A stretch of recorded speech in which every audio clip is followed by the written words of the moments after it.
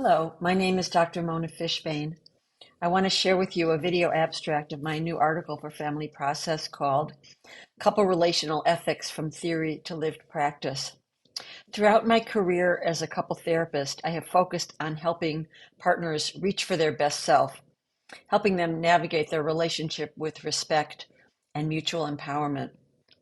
My new paper expresses my ongoing interest in helping couples create relationships in which both can thrive.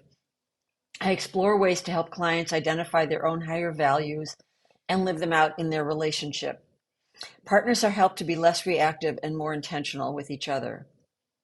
In this paper, I build on the contextual theory of Ivan Boszormenyi-Nagy and colleagues and the work of narrative therapists.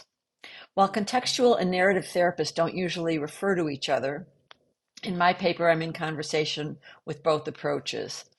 Contextual and narrative therapists both emphasize relational identity and relational responsibility. Narrative therapists explore how partners impact each other's identity for better or for worse by the ways they speak or act. And Nagy redefines autonomy as including the capacity for relational responsibility, for accountability for our actions on others.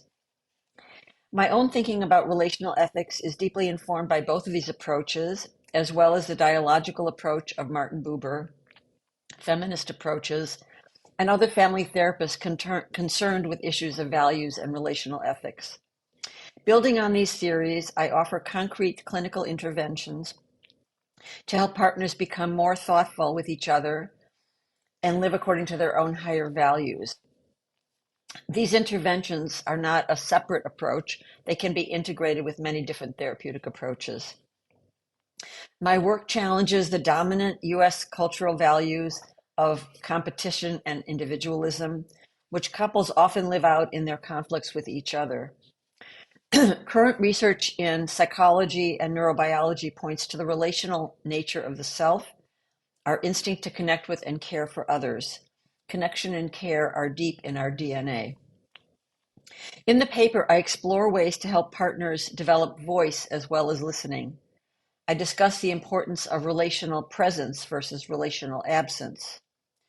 Relational absence takes many forms, taking each other for granted, putting the relationship at the bottom of the to-do list, or multitasking on our smartphone while hanging out with our partner.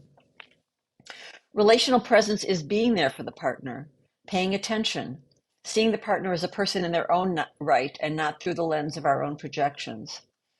Presence includes empathy and care. It also entails holding differences with respect. When partners are present to each other in a safe and loving way, they can relax their defenses. Presence isn't always benign.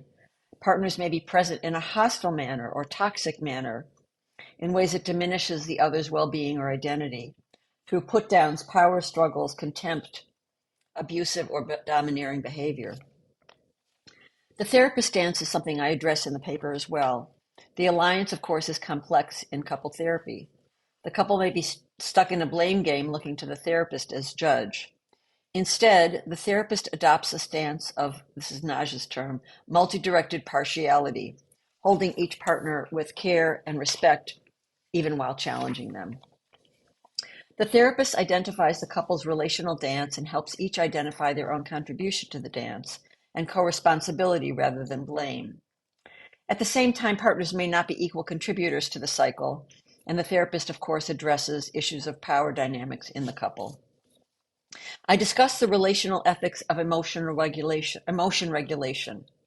I give the example of one partner who shuts down and stonewalls when he feels criticized in order to calm down, but this negatively impacts the other partner who feels abandoned.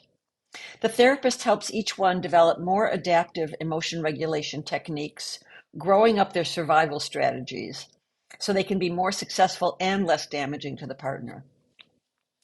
When clients are reacting on automatic pilot, the therapist helps them pause, breathe, think about their higher values, and choose how to respond in the moment.